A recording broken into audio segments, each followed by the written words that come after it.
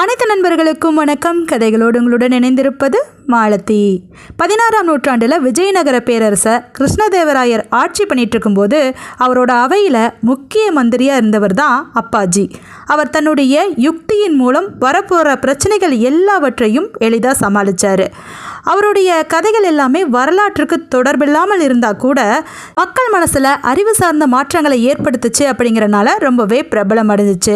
இந்த கதையோட முழு தொகுப்பையும் நம்ம பார்க்க போகிறோம். இந்த கதைகள் எல்லாமே ஓலைச்சுவடியிலிருந்து பதிப்பிக்கப்பட்டவை. அதனால் இது மற்ற கதைகளிலிருந்து சற்று வேறுபட்டு கூட இருக்கலாம். இந்த கதை தொகுப்பை பார்க்கலாமா?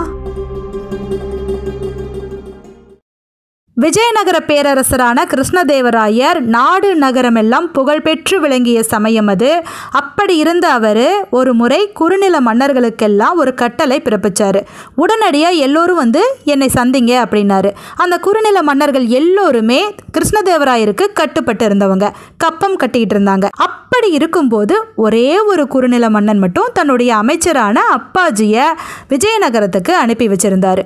இதை பார்த்த உடனே கிருஷ்ணதேவராயருக்கு கொஞ்சம் வருத்தம் தான். தன்னை அவமானப்படுத்துகிற மாதிரி ஒரு மந்திரியை போய் அனுப்பிச்சி வச்சிருக்காரே, அவர் ஏன் வரல அப்படின்னு அப்பாஜி கிட்ட கேட்க, அப்பாஜியோ தன்னுடைய மன்னருக்கு கடிதம் எழுதுறாரு. உடனே கிளம்பி இந்த நாட்டுக்கு வாங்க, வரும்போது ஆற்றுப்படுகையிலேயே கூடாரம் அமைத்து தங்குங்க, நான் சொல்லும்போது மட்டும் அரசரை சந்திங்க அப்படின்னு சொல்லி கடிதம் எழுதியிருந்தார். அதனால் அந்த குறுநில மன்னனும் புறப்பட்டு ஆற்றுப்படுகையில் கூடாரம் அமைத்து தங்கியிருந்தார். இப்போது அப்பாஜி அரசர் கூடவே இருந்து அரசருடைய நடவடிக்கைகளை கண்காணிச்சுக்கிட்டு இருந்தார். அப்போ தான் அரசர் ஒரு கசாப்பு கடை வழியாக போயிட்டு இருக்கும்போது அப்பாஜியை கூப்பிட்டு, எங்கே உன்னுடைய அரசன் இன்னும் என்னை சந்திக்கவே இல்லையே அப்படிங்க, அவர் வந்துக்கிட்டே இருக்கிறாரு அரசே அப்படின்னு சொன்னார். உடனடியாக ஒரு கடிதத்தை தன்னோட குறுநில அரசருக்கு அனுப்புனார் அப்பாஜி. நீங்கள் இந்த சமயத்தில் அரசரை சந்திக்கவே கூடாது, ஏன்னா அரசர் கொஞ்சம் கோபமாக இருக்கிறாரு, அவர் நல்ல சந்தர்ப்பத்தில் கூப்பிடும்போது நான் உங்களை வர சொல்கிறேன்னு சொல்ல அவரும் அமைதியாக அங்கேயே காத்திருந்தார். கடைசியாக அரசர் ஒரு முறை மகிழ்ச்சியாக உரையாடிட்டு இருக்கும்போது அப்பாஜியை கூப்பிட்டு, ஏன் உன்னோட அரசர் இன்னும் என்னை சந்திக்கலைன்னு கேட்க, உடனே அப்பாஜி இதோ இப்போவே அவரை வர சொல்கிறேன் அப்படின்னு சொல்லிட்டு ஆட்களை அனுப்பி தன்னோட குறுநில மன்னனை அரசரை சந்திக்கும்படி செஞ்சான். இதை பார்த்துட்டு இருந்த அரசர், இப்போது மட்டும் வர சொல்கிறையே, நான் ஏற்கனவே பல முறை கேட்டபோது ஏன் வர சொல்லலை அப்படின்னு கேட்க, அப்போ தான் அப்பாஜி உண்மையை சொல்கிறாரு. நீங்கள் முன்ன கேட்ட போதெல்லாம் கோபத்தில் இருந்தீங்க, அதனால் என்னுடைய அரசரை ஏதாவது செஞ்சிருவீங்க அப்படிங்கிற பயத்தினால தான் அவரை வர சொல்லாமல் இருந்தேன். ஆனால் இப்போதோ நல்ல சந்தோஷமான நிலைமையில் இருக்கிறீங்க, அதனால் இப்போ வர சொன்னால் எந்த பிரச்சனையும் வராதுன்னு யூகிச்சேன் அப்படின்னு சொல்கிறாரு. இதை கேட்ட உடனே கிருஷ்ணதேவராயருக்கு அதிசயமாக இருக்குது. நான் கோபத்தில் இருந்தது உனக்கு எப்படி தெரிஞ்சுது அப்படின்னு கேட்க, கசாப்பு கடையில் ஆட்டை உரிக்கிறத பார்த்துக்கிட்டே நீங்கள் அரசரை வர சொல்லுன்னு சொல்லும்போது உங்கள் மனநிலை எப்படி இருக்குன்னு யோகம் பண்ணினேன். நிச்சயமாக அது நல்ல மனநிலைமையாக இருக்காது, அதனால் இப்போ வர சொன்னால் பிரச்சனையாயிருன்னு தான் நான் அப்போ தள்ளி போட்டேன் அப்படின்னு சொல்கிறாரு. இவருடைய மதியுகத்தை பார்த்து வியந்த கிருஷ்ணதேவராயர் அந்த குறுநில மன்னன் கிட்ட ஒன்று சொல்கிறாரு. அப்பாஜி என்னுடைய பேரரசுக்கு மந்திரியாக இருக்க தகுதியான ஆள், அதனால் இனிமே அவர் என்னுடைய அரசவையிலேயே இருக்கட்டும் அப்படின்னு சொல்ல அந்த குறுநில மன்னரும் சரின்னு சொல்லிட்டு அவர்கிட்ட விடை பெற்றுட்டு கிளம்பி போகிறாரு. அதுக்கப்புறமா தான் அப்பாஜி அந்த அரசவையில் மிக முக்கியமான மந்திரி பொறுப்பை வகிக்க ஆரம்பித்தார். மந்திரியாக மட்டும் பொறுப்பேற்ற அப்பாஜி நாளடைவில் கிருஷ்ணதேவராயருக்கு நெருங்கிய நண்பராகவும் ஆக ஆரம்பித்தார். அதுக்கு சில கதைகள் சொல்லப்படுது, அதில் ஒன்று தான் இது. ஒரு முறை அந்த அப்பாஜி கூட கிருஷ்ணதேவராயர் நகர்வலம் போயிட்டுருக்காரு இரவு நேரத்தில். எதற்காக அப்படின்னா அங்கே பெரும் புயலும் வெள்ளமும் வந்திருக்குதுன்னு கேள்விப்பட்டு மழையெல்லாம் ஓய்ந்ததுக்கப்புறமா தன்னுடைய மந்திரியான அப்பாஜியை கூட்டிக்கிட்டு கிருஷ்ணதேவராயர் நடைப்பயணம் செஞ்சுக்கிட்டு இருக்கிறாரு. அப்போ போகிற வழியில் ஒரு இடத்துல தண்ணி ரொம்ப பெருக்கெடுத்து போயிட்டுருக்கு. அந்த இடத்துல ஒரு மனிதன் தூங்கிட்டு இருக்கான். எப்படி திரும்ப தூங்கிட்டு இருந்தான்? தலைக்கு ஒரு கல், முதுகு பக்கத்துக்கு ஒரு கல், கால்மேட்டுக்கு ஒரு கல், இப்படி வச்சு நேராக படுத்திருந்தான். அதற்கப்புறம் அங்கே இருந்த ஓலைக்குடையை தனக்கு மேலே பிடிச்சிருந்தான். அப்படியே அயர்ந்து தூங்கிட்டு இருந்தான். அவனுடைய தலைமுடி நீர் வெள்ளத்தில் பட்டு ஈரமாகிக்கிட்டே இருந்துச்சு. ஆனாலும் அவன் நல்லபடியாக தூங்கிக்கிட்டே இருந்தான். இதை பார்த்த கிருஷ்ணதேவராயருக்கு ரொம்பவே ஆச்சரியமாக போயிருச்சு. உடனடியாக அப்பாஜியை கூப்பிட்டு, ஒரு மனிதன் இந்த மாதிரி ஒரு சூழ்நிலையில் நிம்மதியாக தூங்க முடியுமா? என்னாலெல்லாம் அது முடியவே முடியாதே. அது மட்டும் இல்லாமல் இந்த மாதிரி சூழ்நிலையில் தூங்குறவனுக்கு நோய் எதுவும் ஏற்படாதா அப்படின்னு கேட்டார். இதை பார்த்த உடனே அப்பாஜி சிரித்தபடியே ஒரு பதிலை சொன்னார். அவங்க உத்தியோகத்திற்கு ஏற்ற சுகம் உண்டு ராஜா அப்படின்னு சொல்ல, அது கிருஷ்ணதேவராயருக்கு சரியாக புரியலை. விளங்கும்படி சொன்னார். அப்போ தான் அப்பாஜி அதை விளக்கமாக சொல்கிறாரு. இந்த மனிதன் சிறு வயதிலிருந்தே ஆடு மேய்ப்பவன். அவன் எல்லா சூழ்நிலைகளுக்கும் அவன் உடம்பை பழக்கி வச்சுருந்தான். அதனால் இதுதான் அவனுக்கு சுகமான தூக்கம். அவனுக்கு ஓய்வு கிடைச்சா போதும் அப்படிங்கிற நிலைமை. அதனால் எங்கே படுத்தாலும் அவன் தூங்கிடுவான் அப்படின்னு சொன்னார். சரி, அதை சோதனை பண்ணி பார்க்கணுமே அப்படின்னு ஆசைப்பட்டார் அரசர். அதனால் அந்த மனிதனை கூட்டி கொண்டு போய் அரண்மனையில் பெரிய உத்தியோகம் கொடுத்து நல்ல படுக்கையறை வசதியோட அரண்மனையிலேயே ஒரு அறை கொடுத்து தங்க வச்சார்.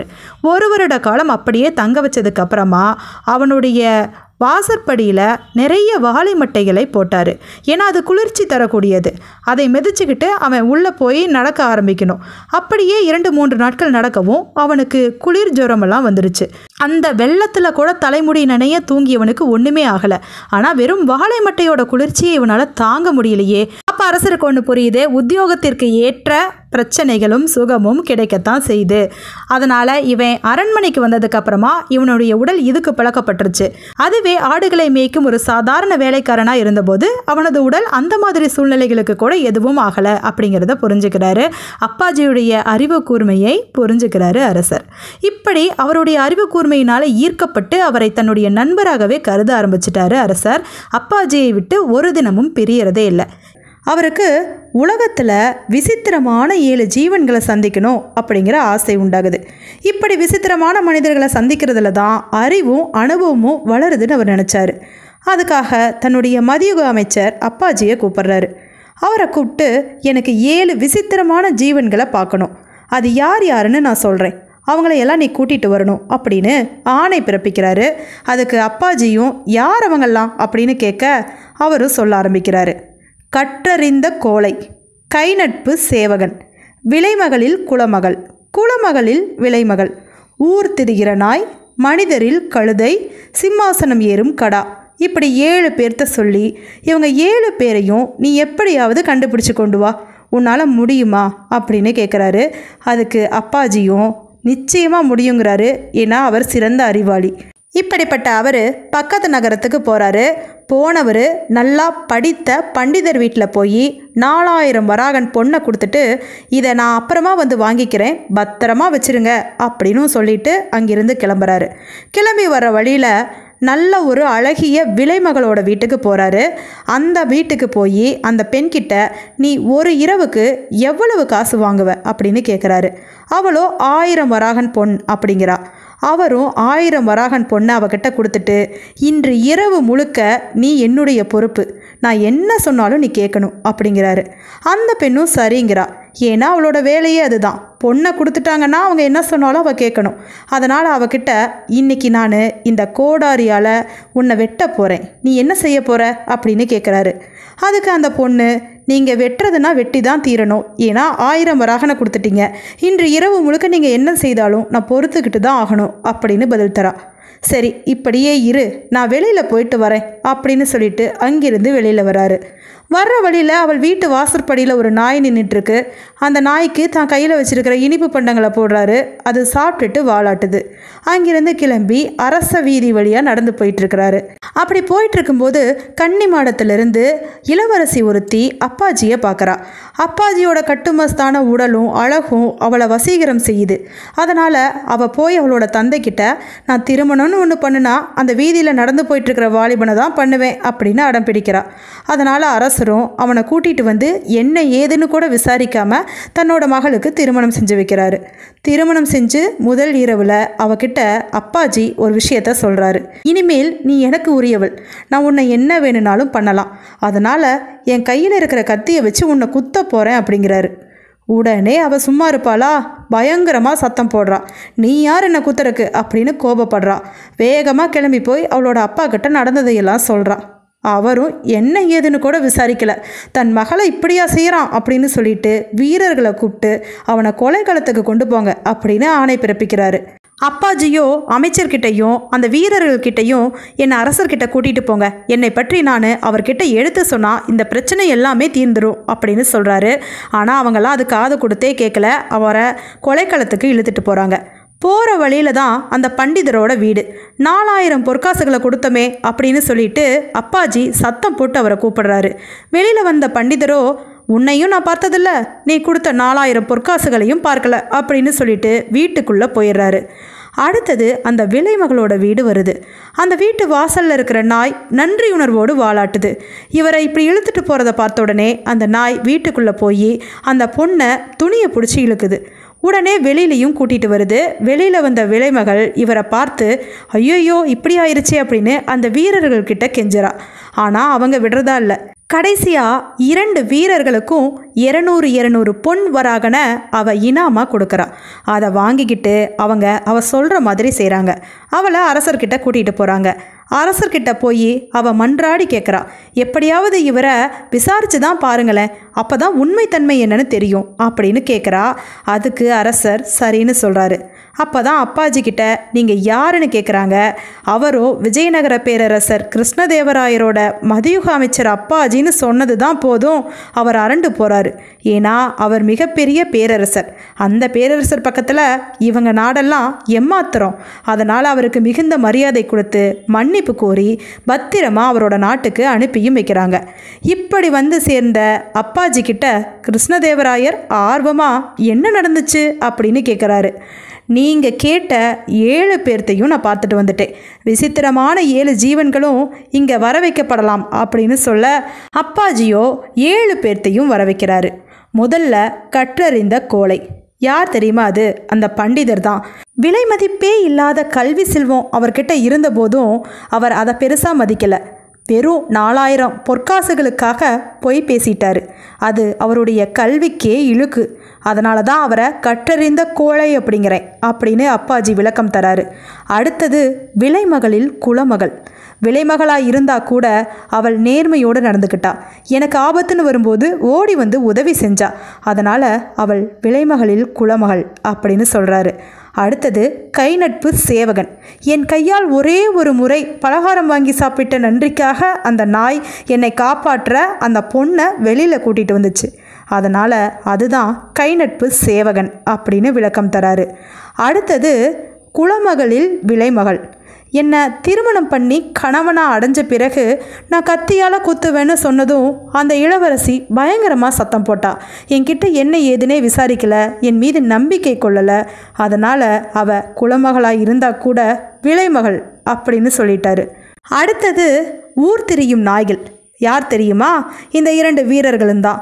ஏன்னா விலைமகள் 200 வராகன் பொன் கொடுத்ததுக்கப்புறமா செஞ்ச வேலையை நான் அவ்வளவு தூரம் கெஞ்சியும் அவங்க செய்யலை.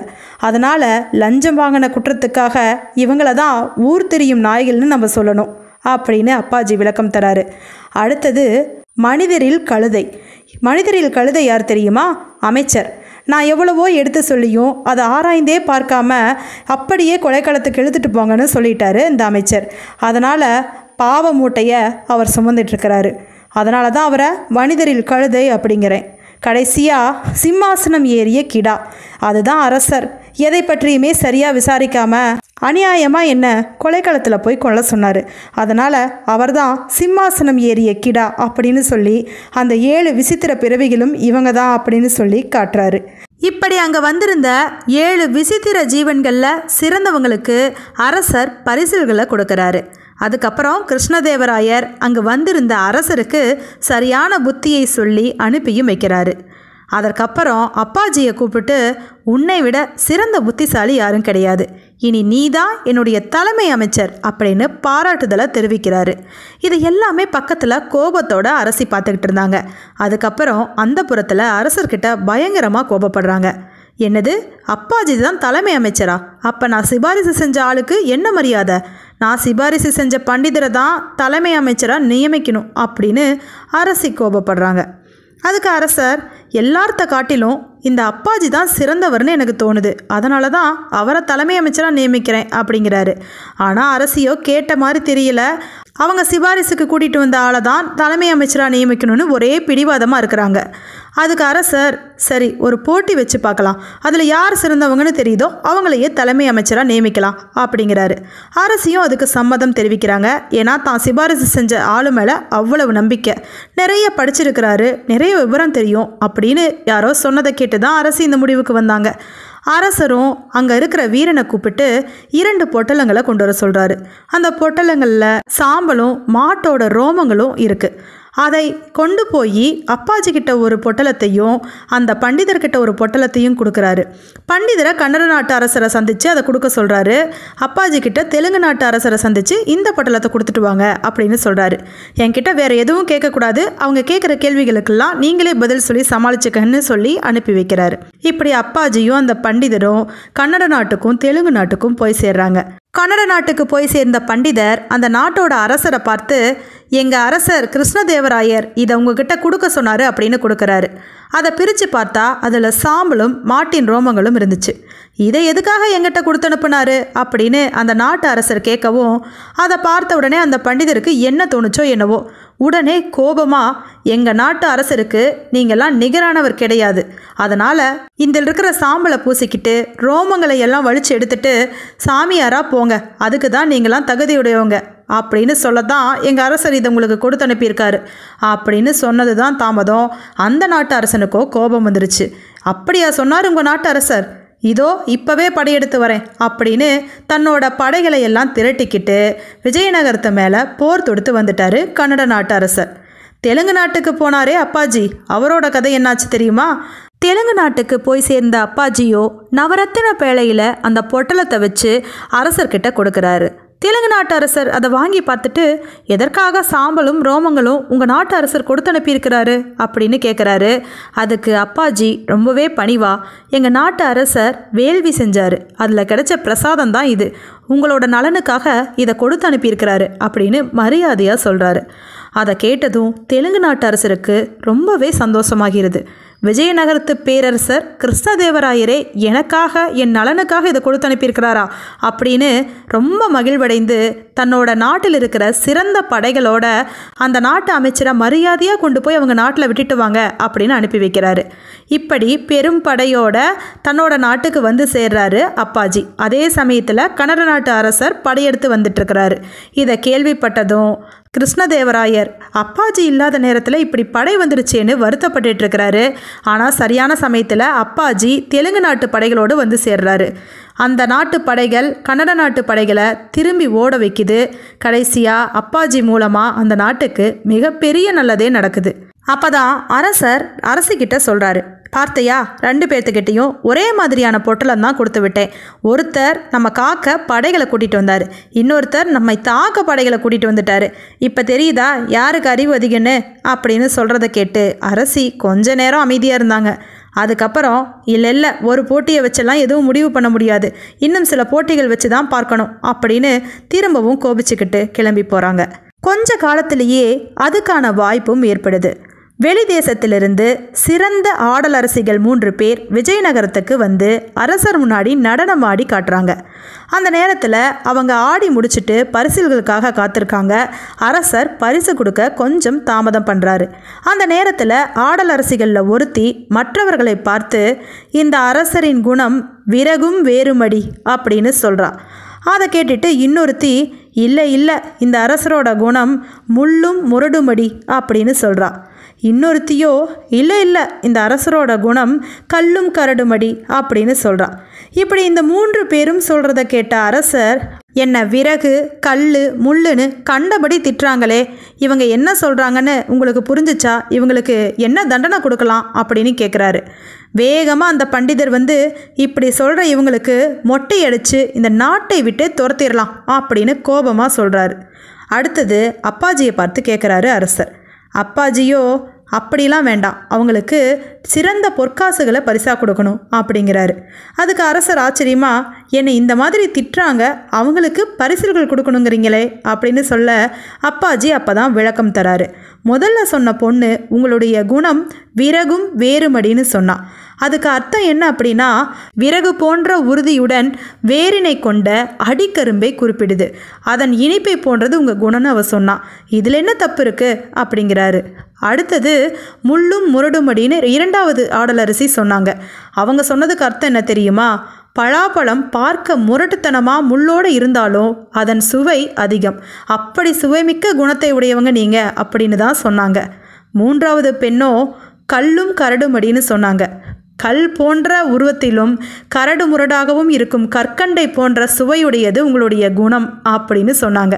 இது 3மே உங்களை உயர்த்தி கூறியது தான். அதனால் கலையரசிகள் தங்களோட கலை நயத்தோடு இகழ்வதை போல் புகழ்ந்தனால அவங்களுக்கு பொன்னும் பொருளும் கொடுத்து அனுப்புங்க அப்படின்னு அப்பாஜி சொல்லி முடிக்க அரசர் மகிழ்வோடு அவங்க 3 பேர்த்துக்குமே பொன்னும் பொருளும் பரிசாக கொடுக்குறாரு. அப்போ திரும்பி தன்னோட அரசியை பார்க்குறாரு. பார்த்தையா, நீ சொன்ன பண்டிதருக்கு எவ்வளவு அறிவுன்னு அவங்க சொன்னதை தப்பாக புரிஞ்சுக்கிட்டாரு. ஆனால் அப்பாஜியோ மிக சரியாக புரிஞ்சுக்கிட்டு அவங்களுக்கு சரியான பரிசுகளை கொடுக்க வச்சுட்டாரு அப்படிங்கிறாரு. இதை கேட்ட அரசி கொஞ்ச நேரம் அமைதியாக இருந்தாங்க. அப்புறம் திரும்பவும் அவங்களால தாங்கிக்க முடியல. இல்லை நான் சிபாரிசு செஞ்சவரை இன்னும் கூட சோதனை பண்ணி பார்க்கணும் அப்படின்னு சொல்ல அரசரும் அமைதியாக சிரிச்சுக்கிட்டே கிளம்புறாரு. கொஞ்ச நாட்கள்லேயே அதற்கான வாய்ப்பும் வருது. அரசர் ஒரு நாள் அரசவையில் இருக்கும்போது அரசி சிபாரிசு செஞ்ச பண்டிதரையும் அப்பாஜியையும் கூப்பிடுறாரு. நேற்று அந்த புறத்தில் ஒரு சம்பவம் நடந்துருச்சு. என்னோட மார்பில் ஒருத்தன் வேகமாக எட்டி உதைச்சிட்டான். அது மட்டும் இல்லாமல் என் முகத்திலேயே எச்சில் உமிழ்ந்துட்டான். அவனுக்கு என்ன தண்டனை கொடுக்கலாம் அப்படின்னு கேட்க பண்டிதரோ ஆவேசத்தோடு அவனோட வாயில் ஈயத்தை காய்ச்சி ஊற்றணும், எட்டி உதைச்ச கால்களை வெட்டி போடணும் அப்படின்னு கோபத்தில் கத்துறாரு. அப்பாஜியோ கொஞ்ச நேரம் யோசிக்கிறாரு. யோசனை செஞ்சுட்டு சிரிச்சபடியே அரசர்கிட்ட வந்து, எட்டி உதைத்த கால்களுக்கு பொற்சலங்கை போடுங்க, எச்சில் உமிழ்ந்த வாய்க்கு முத்தம் கொடுங்க அப்படின்னு சொல்ல பண்டிதரோ ஆச்சரியமாக பார்த்துட்ருக்கிறாரு. அரசரும் சிரிக்கிறாரு. எப்படி, ஏன் அப்படி சொல்கிற அப்படின்னு கேட்க, அந்த புறத்தில் வந்து உங்களோட வீர நெஞ்சில் எட்டி உதைக்கும் தைரியம் எவனுக்கும் இல்லை, உங்களோட பச்சிலம் குழந்தைக்கு மட்டும்தான் இருக்குது. அதனால் அந்த குழந்தையின் கால்களுக்கு பொற்சலங்கை இடுங்க, எச்சில் உமிழ்ந்த உதடுகளுக்கு முத்தமிடுங்கன்னு சொன்னேன் அப்படின்னு சிரிக்கிறாரு. அதை கேட்ட அரசர் அப்பாஜியின் அறிவு திறத்தை பயங்கரமாக பாராட்டுறாரு. உடனே அரசியை கூப்பிட்டு, இதற்கு மேலும் தலைமை அமைச்சர் பதவிக்கு வேற ஒருத்தரை நியமிக்கணும்னு நீ சொல்லுவ அப்படின்னு கேட்குறாரு. அரசி தலை குனிந்து நிற்கிறாங்க. கடைசியாக அப்பாஜி தான் சிறந்தவர்னு அவரையவே தலைமை அமைச்சராகவும் நியமிக்கிறாங்க. இப்படி கிருஷ்ணதேவராயரும் அப்பாஜியும் சேர்ந்து பல முடிக்க முடியாத காரியங்களை எல்லாம் வீரம் தீரத்தோடு முடிச்சு வச்சதா நிறைய கதைகள் இருக்குது. இப்படி அப்பாஜி கூட அரசர் இன்னும் நெருக்கமாக ஆனார். ஒரு முறை அரசருக்கு முகச்சவரம் செய்கிறதுக்கு ஒரு மனிதன் வந்தான். அவன் முகச்சவரம் செய்யும்போது அரசர் கேட்குறாரு, நாட்டு நிலைமை எப்படிப்பா இருக்குது அப்படின்னு. முகச்சவரம் செய்கிறவன் நல்ல நிலைமையில தான் இருந்தான். அவன்கிட்ட ஒரு துண்டு பொன் கூட இருந்துச்சு. அதனால் அவன் என்ன சொன்னான்னா, நம்ம நாட்டில் எல்லாருமே நல்லா தான் இருக்கிறாங்க, ஒவ்வொருத்தர்கிட்டையும் ஒரு துண்டு பொண்ணாவது இருக்குது அப்படின்னு சொன்னான். இதை கேட்ட அரசருக்கு ஆச்சரியமாக இருந்துச்சு. இதை கொண்டு வந்து அப்பாஜி கிட்ட சொன்னார் அரசர். ஒரு துண்டு பொண்ணாவது ஒவ்வொருத்தரும் வச்சுருக்காங்க அப்படின்னு இந்த மனிதன் சொல்கிறானே, அது எப்படி எல்லோர்கிட்டையும் ஒரு துண்டு பொண்ணு இருக்குமா அப்படின்னு கேட்டார். அதற்கு அப்பாஜி சொல்கிறாரு, ஒவ்வொரு மனிதனும் தான் இருக்கிற நிலமையில தான் மற்றவனும் இருப்பான்னு நினச்சிக்கிறாங்க, அதனால தான் அப்படி சொல்கிறாங்க அப்படின்னு சொல்கிறாரு. இதை கேட்ட அரசருக்கு உண்மையாகவா அப்படின்னு தோணுது. அதை நான் நிரூபித்து காட்டுறேன் அப்படிங்கிறாரு அப்பாஜி. அப்போ தான் அந்த ஒரு துண்டு பொன் வச்சுருக்கான் இல்லையா முகசவரம் செய்கிறவன், அவனோட பெட்டியிலேருந்து அந்த ஒரு துண்டு பொண்ணை திருட வச்சிடுறாரு ஆள் விட்டு. அதுக்கப்புறமா கொஞ்ச நாள் கழித்து அவனையே முகசவரம் செய்கிறக்கு அரசர் கூப்பிடுறாரு. இப்போ அவங்ககிட்ட விசாரிக்கிறாரு, நாட்டோட நிலைமை எப்படிப்பா இருக்குது அப்படின்னு சொல்ல, அவனோ காணாமல் போன ஒரு துண்டு பொண்ணையே நினச்சிக்கிட்டு, நம்ம நாட்டு நிலைமை ரொம்பவே கஷ்டமாக இருக்குது, யார்கிட்டையும் ஒரு துண்டு பொன் கூட இல்லைன்னா பாருங்களேன் அப்படின்னு சொல்கிறான். இப்போ அரசருக்கு சரியாக புரிஞ்சிருது, தான் இருக்கிற நிலைமை தான் மற்றவங்களும் இருப்பாங்க அப்படிங்கிற நினைப்பு ஒவ்வொருத்தருக்குள்ளும் இருக்குது. தனக்கு கஷ்டம் வந்தால் மற்றவங்களுக்கும் கஷ்டம், தனக்கு நல்லது நடந்தால் மற்றவங்களுக்கும் நல்லது அப்படிங்கிற நினைப்பு உடையவர்கள் தான் மக்கள் நிறைய பேர் இருக்காங்க அப்படிங்கிறத அரசர் புரிஞ்சுக்கிறாரு. அப்பாச்சியோட புத்தி சாதுரியத்தை நினச்சி அவரை பாராட்டவும் செய்கிறாரு. இப்படி கிருஷ்ணதேவராயருடைய புகழுக்கு மேலே அப்பாஜியின் புகழ் பரவுறதை கேள்விப்பட்ட டெல்லி அரசர் இதை எப்படி நம்ம சோதனை பண்ணியே பார்க்கணும் அப்படின்னு தனக்கு கட்டுப்பட்டு இருந்த விஜயநகர பேரரசுக்கு ஒரு கடிதத்தை எழுதுறாரு. எனக்கு நான் கேட்குற 3 பொருட்கள் நிச்சயமாக வேண்டும். அப்படி கொடுக்க முடியல அப்படின்னா உங்கள் நாட்டோட ஒரு பகுதியை எனக்கு எழுதி கொடுத்துடணும் அப்படின்னு சொல்லியிருக்கிறாரு. இதை கேட்ட உடனே அரசர் தலைமையில் கை வச்சு உட்கார்றாரு. ஏன்னா அவர் கடிதத்தில் எழுதியிருந்தது எதுவுமே அவருக்கு புரியல. அதில் என்ன எழுதியிருந்தாங்கன்னா, குடப்பூசணிக்காய், நடைக்கீரை, அத்தோடு சேர்ந்து குழிக்கிணறு, இந்த 3ஐயும் எனக்கு பரிசாக நீங்கள் அனுப்பணும். அப்படி பரிசு அனுப்பலை அப்படின்னா நாட்டின் ஒரு பகுதியை பரிசாக கொடுக்கணும் அப்படின்னு அவர் எழுதியிருந்தார். இதை பார்த்துட்டு இருந்த அரசர் அப்பாஜி கிட்ட இதை சொல்கிறாரு. அப்பாஜி அரசர்கிட்ட எந்த கவலையும் படாதீங்க, எனக்கு 2 மாத காலம் நேரம் மட்டும் கொடுங்கன்னு சொல்கிறாரு. சரின்னு நேரம் கொடுக்க அப்பாஜி என்ன பண்ணுறாரு அப்படின்னா, ஒரு பானைக்குள்ளே பூசணிக்காய் பிஞ்சை எடுத்து விடுறாரு. அந்த பிஞ்சு நாளடைவில் வளர்ந்து வளர்ந்து அந்த குடம் முழுக்க நிரம்பிடுது. அந்த பானை முழுக்க பூசணிக்காய் நிரம்ப குடப்பூசணி தயாராயிருச்சு. அடுத்தது ஒரு மொட்டை வண்டியில் மண்ணை பரப்புறாரு. கீரை விதைகளை அதில் தூவுறாரு. கொஞ்ச நாட்கழித்து அது முழுக்க கீரைகள் உருவாகிறது. இப்போது வண்டி நகர நகர நடைக்கீரையும் தயாராயிருச்சு. அதுக்கப்புறமா அரசர்கிட்ட வந்தவர், நான் சொல்கிற மாதிரி கடிதம் எழுதுங்க அப்படின்னாரு. அது என்ன கடிதம் அப்படின்னா, எங்கள் ஊரில் இருக்கிற குழிக்கிணறு உங்கள் ஊருக்கு புதிது, அதனால் உங்கள் ஊரில் இருக்கிற குழிக்கிணறை முதல்ல அனுப்புங்க, அதை பார்த்த பிறகு நாங்கள் எங்கள் ஊரில் இருக்கிற கிணறை அனுப்புகிறோம் அப்படின்னு சொன்னார். ஏன்னா குழிக்கிணறை யாரும் எடுத்து அனுப்ப முடியாதுங்கிறது எல்லோருக்குமே தெரிந்த விஷயம். அதனால தான் அப்பாஜி இந்த மாதிரி ஒரு கடிதத்தை எழுதினார். இப்போ நடைக்கீரையும் குட பூசணிக்காயோடு சேர்ந்து இந்த கடிதமும் டெல்லி அரசருக்கு போக டெல்லி அரசர் அசந்து போயிட்டார். இன்னொரு சோதனை தான் செஞ்சு பார்ப்போமே அப்படின்னு இன்னொரு சோதனையையும் செய்கிறாரு டெல்லி அரசர். 3 ஒரே மாதிரியான சிலைகளை அவரோட நாட்டுக்கு அனுப்பி வைக்கிறாரு. விஜயநகரத்துக்கு வந்த அந்த 3 சிலைகளை ஊரே கூடி பார்க்குது. அந்த 3 சிலைகளும் அப்படியே அச்சடித்த மாதிரி ஒரே மாதிரி இருக்குது. அந்த 3 சிலைகளோட காதிலும் ஒரு ஓட்டை இருக்குது. எந்த ஒரு வித்தியாசமும் இல்லை.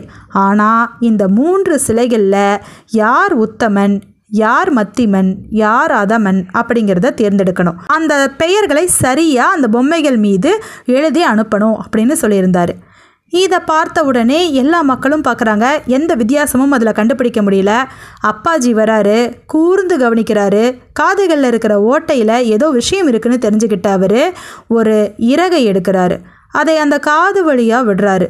அந்த முதல் பொம்மையோட காது வழியாக போன இறகு வாய் வழியாக வெளியே வருது. 2வது பொம்மையில் காது வழியாக விட்ட இறகு மறுகாது வழியாக வருது. 3வது பொம்மையில் காது வழியாக இறகை விட அது வெளியவே வரல. இப்போ தான் சொல்கிறாரு, முதல் பொம்மை எதை குறிக்குதுன்னா, காதில் கேட்ட எல்லாவற்றையும் வாயால் வெளிப்படுத்துவது. இது தவறு, அதனால் இந்த பொம்மை அதமன். இன்னொரு பொம்மையோ ஒரு காதில் வாங்கியதை இன்னொரு காதில் விட்டுட்டு போயிடுறது, அதனால் இது மத்திமன் அப்படின்னு எழுதினார். அடுத்தது 3வது பொம்மை காதில் வாங்கிறத மனசுக்குள்ளே பதிய வைத்து சிந்தித்து செயல்படுவதை குறிப்பது. அதனால தான் வெளியிலேயே வரல இறகு, அதனால் இதுதான் உத்தமன் அப்படின்னு சொல்லி எழுதினார். எழுதி அந்த சிலைகளை டெல்லி அரசருக்கு அனுப்ப அவரும் அசந்து போனார். மிக சரியாக கண்டுபிடிச்ச அப்பாஜியோடைய சாமர்த்தியத்தை மனசுக்குள்ளேயே பாராட்டிக்கிறாரு. இப்படி இருக்கும்போது தான் இங்கே விஜயநகர சாம்ராஜ்யத்தில் ஒரு நிகழ்வு நடக்குது. அது என்ன அப்படின்னா, வெளி தேசத்திலிருந்து வந்த ஒருத்தன் ஒரு வீட்டு திண்ணையில் அமர்ந்திருக்கும்போது அங்கே ஒரு பிச்சைக்காரன் இருந்திருக்கான். அவன் இருமி காரி உமிழ்ந்திருக்கான். அந்த காரி உமிழ்ந்ததை பார்த்த உடனே அந்த வெளிதேசக்காரனுக்கு அது பிடிக்கவே இல்லை. தன்னை பார்த்து தான் காரி உமிழ்றான்னு நினச்ச அவன் கையில் இருந்த கத்தியால் அவனை வெட்டி போட்டுட்டான். உடனடியாக அரசர்கிட்ட அவனை கையும் களவுமாக கொண்டு வந்து கொடுக்க அவனுக்கு கொலை தண்டனை கொடுத்துடலாங்கிறாரு அரசர். ஆனால் அங்கே வந்த அப்பாஜியோ, இவனும் நமக்கு பயன்படுவான், அதனால் இவனை சிறைச்சாலையில் அடைச்சி நல்ல உணவுகளை கொடுங்க, மாமிசமாக கொடுத்து வளருங்க, ஒரு காலத்தில் இவன் நமக்கு பயன்படுவான் அப்படின்னு சொல்கிறத கேட்டு அரசரும் அவ்வாறே செய்கிறாரு. இந்த மாதிரி அவனுக்கு நல்ல உணவு கொடுத்து அவனை நல்ல மாமிச மலையாக உருவாக்கி வச்சுக்கிட்டு இருக்கிறாங்க. இந்த மாதிரி நேரத்தில் டெல்லி அரசர் இந்த கிருஷ்ணதேவராயருக்கு திமிர் கொஞ்சம் அதிகமாயிருச்சு. அப்பாஜியுடைய புகழ் பரவ பரவ இவர் நமக்கு சரியாக கப்பம் கட்ட மாட்டேறாரு, அதனால் இவர் மேலே நம்ம போர் தொடுத்து போவோம் அப்படின்னு சொல்லிட்டு அங்கிருக்கிற மந்திரியை போர் தொடுத்து போக சொல்கிறாரு. அந்த மந்திரியோ கருணையே இல்லாதவன். தன்னுடைய படைகளை கூட்டிக்கிட்டு கூடாரம் அமைச்சு விஜயநகரத்தை முன்னாடி காத்து கிடக்கிறான். போர் அறிவிப்பை கொடுத்துட்டான். இப்போது கிருஷ்ணதேவராயர் என்ன சொல்கிறாரு, அப்பாஜி கிட்ட அவங்க படைகளை எதிர்த்து போரிடுறது கொஞ்சம் கடினம்தான், ஏன்னா அவங்க படைகள் பெரிது, என்ன செய்யலாம் அப்படின்னு யோசிக்க அப்போ தான் அப்பாஜி ஒரு விஷயத்தை அரசர் காதில் சொல்கிறான். நம்ம சாப்பாடு போட்டு வளர்த்துட்ருக்கிறமே ஒரு மாமிச மலை, அவன்கிட்ட நான் சொல்கிற மாதிரி கடிதம் எழுதி கொடுத்து விடுங்க அப்படின்னு சொல்ல அந்த கடிதத்தை அவர் எழுதுகிறாரு. அது என்ன அப்படின்னா, விஜயநகர பேரரசு உங்களுக்கு கட்டுப்பட தயாராக இருக்குது, அதாவது கப்பம் கட்ட தயாராக இருக்குது, தேவையில்லாத போரும் உயிர் பலியும் எதற்கு அப்படிங்கிற கேள்வியோட அந்த கடிதத்தை அந்த மனிதன்கிட்ட கொடுத்து அனுப்புகிறாங்க. அந்த மனிதன் அந்த கடிதத்தை கொண்டு போய் டெல்லி அரசருடைய மந்திரி கிட்ட கொடுக்க அதை பார்த்து படித்ததும் அந்த மந்திரி, உங்கள் அரசர் இப்படி ஒரு ஒப்பாரி கடிதத்தையே எழுதி அனுப்பணும் அப்படின்னு காரி உமிழ்றாரு.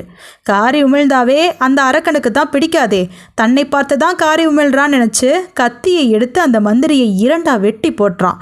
உடனே அங்கிருப்பவர்கள் எல்லாம் அந்த மனிதனை வெட்டி போடுறாங்க. இப்போது தலைமை இல்லாத டெல்லி அரசருடைய படை மீண்டும் டெல்லிக்கே திரும்புது அந்த கடிதத்தோட. அந்த கடிதத்தை பார்த்த டெல்லி அரசருக்கு எல்லாமே புரிஞ்சிருது. அவங்க ஏதோ ஒரு திட்டம் போட்டு தான் அதை செஞ்சுருக்காங்க, அதனால் இப்போதைக்கு நம்ம அமைதியாக இருப்போம், தந்திரத்தால் தான் விஜயநகரத்தை வெல்ல முடியும் அந்த அப்பாஜி இருக்கிற வரை அப்படின்னு சொல்லிட்டு யோசனையிலேயே இருக்கிறாரு டெல்லி அரசர். அதனால் என்ன பண்ணுறாரு அப்படின்னா, 1000 அரபு குதிரைகளை வாங்குறாரு. அந்த குதிரைகளை விற்பவர்கள் போல சில பேர்த்த தயார் பண்ணி விஜயநகரத்துக்கு அனுப்புகிறாரு. குதிரைகள் மேலே பிரியம் கொண்ட விஜயநகர பேரரசரான கிருஷ்ணதேவராயர் குதிரை வாங்கும் ஆவலில் ஓட்டி பார்க்கணும்னு நினைக்கிறாரு. குதிரை மேலே ஏறி ஓட்டும்போது மற்ற குதிரைகளும் அதே மாதிரி இருக்குமான்னு கேட்க, அதற்கு குதிரை விற்பவர்கள் போல வந்த அந்த நயவஞ்சகர்கள், நீங்கள் வேணும்னா குதிரை மீது போங்க, உங்கள் பின்னாடியே நாங்கள் குதிரைகளை இயக்கிக்கிட்டு வரோம், எல்லாமே ஒரே மாதிரியாக இருக்குதான்னு சோதனை பண்ணிடலாம் அப்படின்னு சொல்ல அரசரும் அதை நம்பி குதிரை மீது ஏறுறாரு. குதிரை கொஞ்சம் தூரம் போனதுக்கப்புறமா அங்கே அவங்களுடைய கப்பல் இருந்துச்சு. அந்த கப்பலில் அவரை ஏற்றி கடத்திக்கிட்டு அவங்களோட நாட்டுக்கு போயிடுறாங்க. இப்போ டெல்லியில் விஜயநகர பேரரசரான கிருஷ்ணதேவராயர் சிறை வைக்கப்பட்டுட்டார்.